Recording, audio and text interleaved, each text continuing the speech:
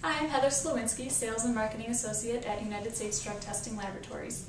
Each year in the U.S., approximately 1% of newborns will experience some damage as a result of fetal alcohol exposure. However, most of these newborns do not show any visible problems related to fetal alcohol syndrome. So without the visible problems, a lot of them are not diagnosed properly and then do not receive proper treatment. USDTL has been involved in the development of test methods for fetal alcohol exposure since 1995. And here with me today is Dianne Montgomery, a neonatal nurse practitioner from McCady Hospital in Ogden, Utah. Dianne has over 40 years of nursing experience, a majority of which were spent in neonatology and pediatrics. She herself adopted a child diagnosed with fetal alcohol syndrome, and she's here to share her experiences with me today. So welcome, Dianne. Thank you. So how would you describe your experience as a mother of a child with FAS? We adopted a daughter when she was 10 years old. At that time, people were just starting to look at fetal alcohol syndrome, as it was called in those days. We now say fetal alcohol effects. When we adopted her, we knew that there were some problems with learning disabilities and so forth. We were told that those problems were probably created by the environment that she came from. We knew her mom had or was an alcoholic, and so we know that she had been exposed to alcohol. But it took probably about a year after we adopted her before we finally realized that she most likely had fetal alcohol syndrome. And she had the features and some of the other characteristics that we see with that syndrome. And through the years, there's no question that that's what she has. And it's a very difficult syndrome to have. The effects of alcohol on the developing fetus is just devastating to some of these children. And with our daughter, I remember our first experience with her as far as testing and looking at IQ and so forth is within the first 6 months after we adopted her.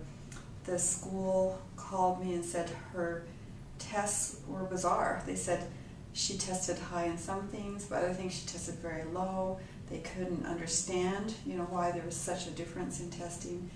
And her overall IQ score tested out to be about 50 or 60, and yet she learned to read very well and could do some mathematics and balance a checkbook and do quite well. But two things that stood out is that she had no what we call common sense.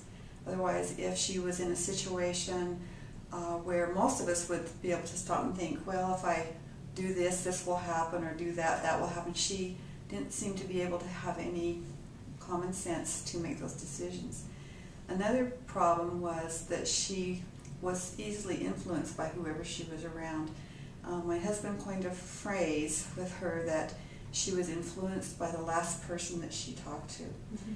And how that seemed to work is if I were to sit down with her and explain to her why it would be important not to do a particular thing, she would agree with that and be sincere and want to go that route or not go that route. And then if she were to go to school or out in the community and meet someone who said the opposite of what I had just taught her, she would go with that person's thoughts.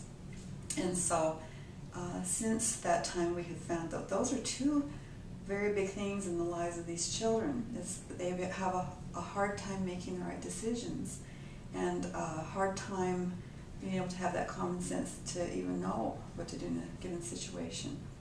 So my daughter is now 38 years old, and she can be a delightful person, but she's had a hard life. She has been married and lived with a number of fellows. She has a son, who I might also say, even though she did not drink alcohol during her pregnancy, her son has the same characteristics as she has. And there is some thought that people who have fetal alcohol syndrome, genetics may have changed and they can pass that on through the generations, although they do not expose their children to alcohol. Mm-hmm.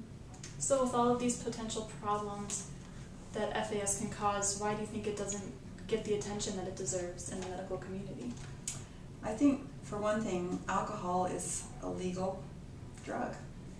And So when we look at it like that, then I think it doesn't get the exposure that women who have taken illicit drugs or prescription drug abuse get.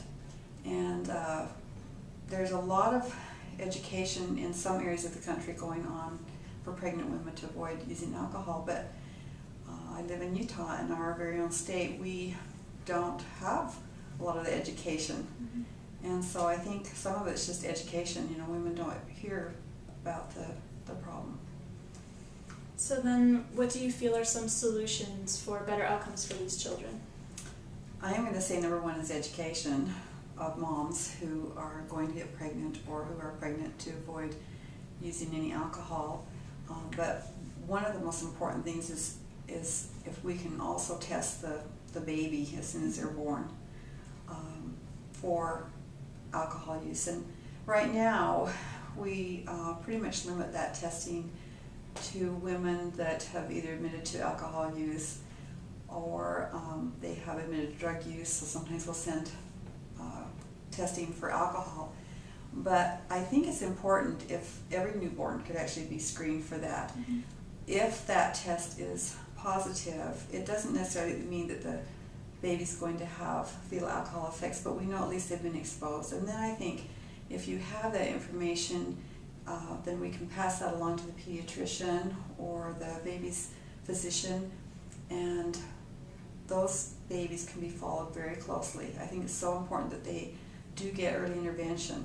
I think if my daughter had had early intervention from the time she was born, then she probably would have had a lot better outcome in a lot of areas of her life.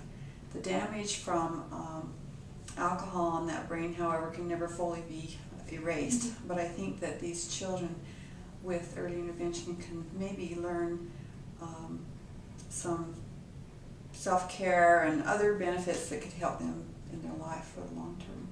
Well, thank you so much for being here today. You're welcome. And thank you all for watching USDTL's live web series. And remember to keep checking USDTL.com for future episodes.